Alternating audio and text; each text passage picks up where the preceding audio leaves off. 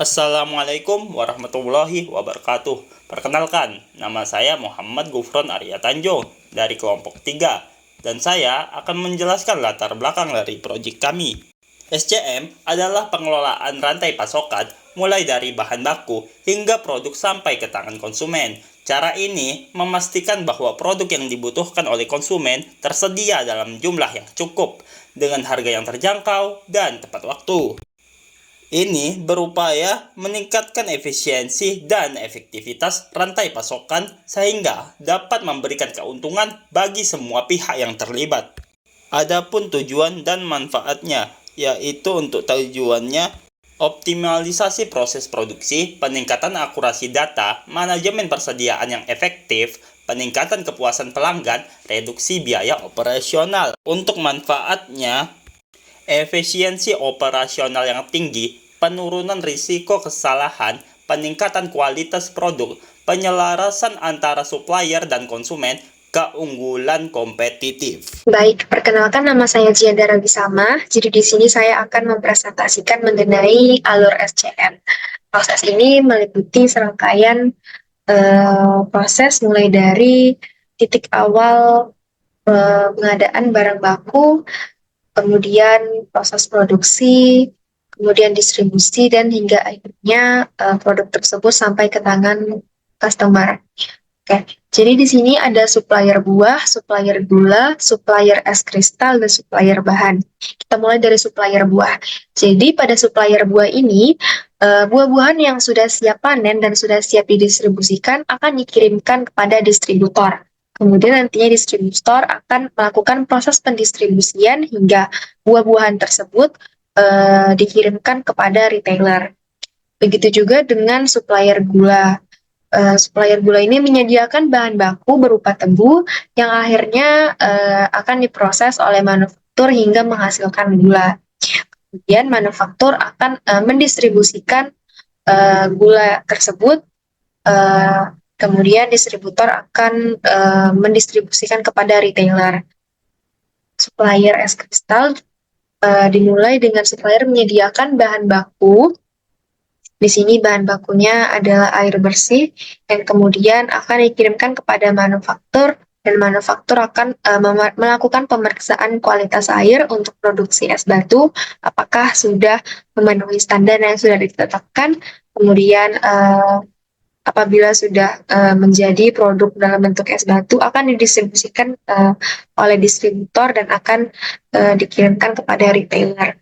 Supplier bahan yang dimaksud ini adalah gudang pusat perusahaan Momoyo, di mana nanti retailer Momoyo akan mengambil stok persediaan itu dari supplier bahan, dari warehouse-nya Momoyo. Kemudian supplier bahannya ini akan mengirimkan kepada distributor, dan distributor akan melakukan pendistribusian kepada retailer. Apabila stok barang tersebut sudah sampai kepada di retailer, yaitu Momoyo akan melakukan penyimpanan ke gudang penyimpanan. Produknya akan disimpan di sini, dan di gudang penyimpanan pun akan terdapat gudang toko. Gudang toko ini fungsinya yaitu akan menyimpan stok-stok di toko. Jadi gudang toko ini stok yang diperlukan per hari akan diambil di gudang penyimpanan dan akan disimpan di gudang toko sesuai dengan kebutuhan sehari-hari. Kemudian nantinya di retailer ini, di Momoyo, akan memproduksi pesanan sesuai dengan permintaan customer. Kemudian di sini saya juga akan menjelaskan mengenai proses lebih. Oke, jadi di sini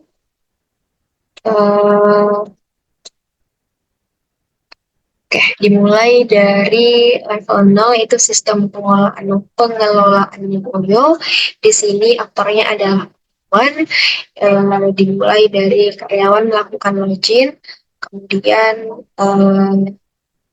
terdapat juga subproses halaman utama dan selesai. Kemudian ini adalah subproses dari melakukan login. Pertama adalah karyawan, dimulai dari karyawan mengisi username dan password. Apabila berhasil login, selesai. Apabila tidak, maka karyawan akan diminta untuk menginputkan kembali username dan password yang benar. Ini adalah kesalahan apabila terjadi kesalahan saat melakukan login.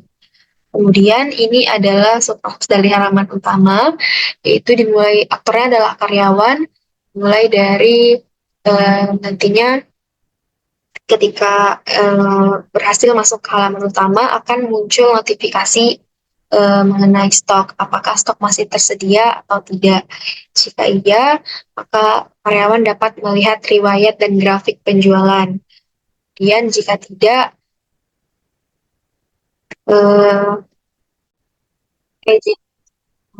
jadi di sini karyawan akan melihat apakah stok masih tersedia atau tidak. Jika iya, maka karyawan akan memilih untuk melihat riwayat dan grafik penjualan. Di sini nanti akan karyawan dapat memilih apakah ingin mengelola stok barang atau tidak. Jika iya, karyawan akan masuk ke halaman untuk mengelola pemasukan dan pengeluaran stok barang. Jika tidak, apakah karyawan ingin mengelola data penjualan? Jika iya, karyawan akan masuk ke halaman untuk mengelola data penjualan. Jika tidak, karyawan dapat memilih apakah ingin keluar dari sistem atau tidak. Jika iya, selesai. Jika tidak, karyawan akan dialihkan kembali ke apakah karyawan ingin melihat riwayat dan grafik penjualan. Kemudian,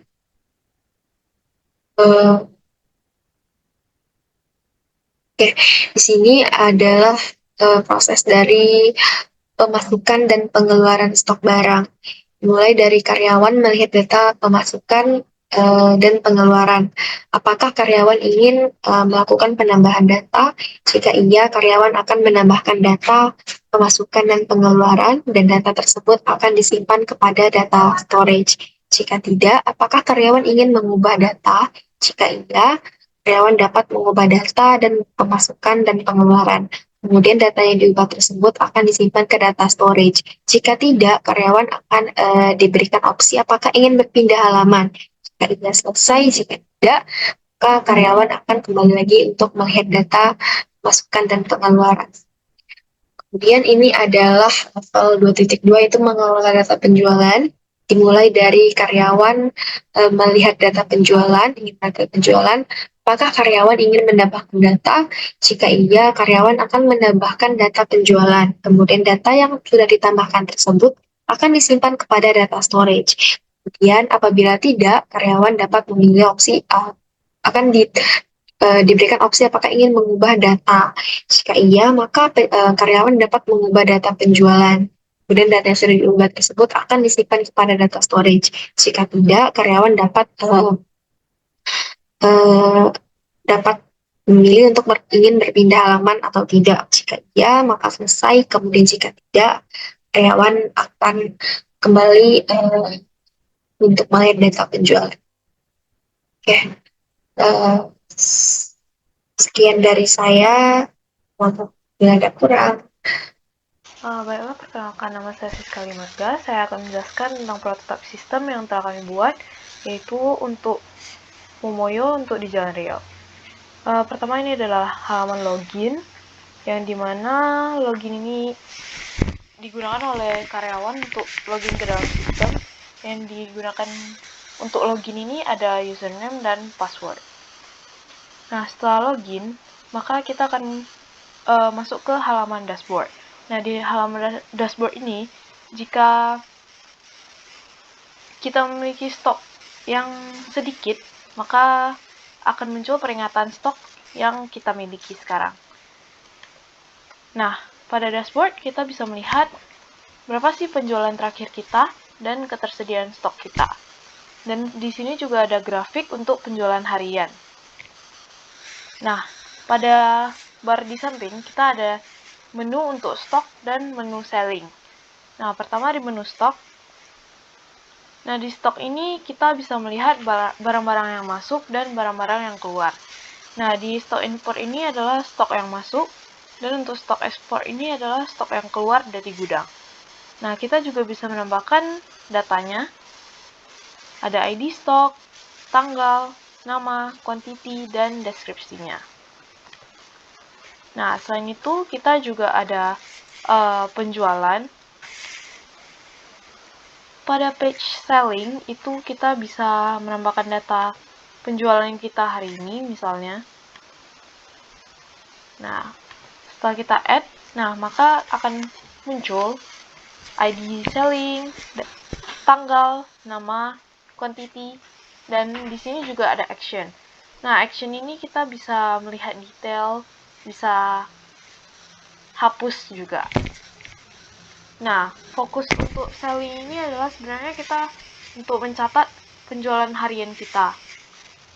Dan sedangkan untuk stok ini adalah untuk mencatat stok di gudang kita yang akan memberikan kita informasi tentang ketersediaan stok kita. Nah,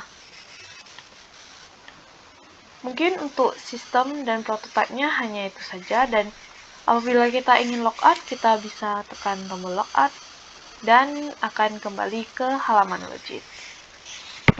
Sekian, terima kasih.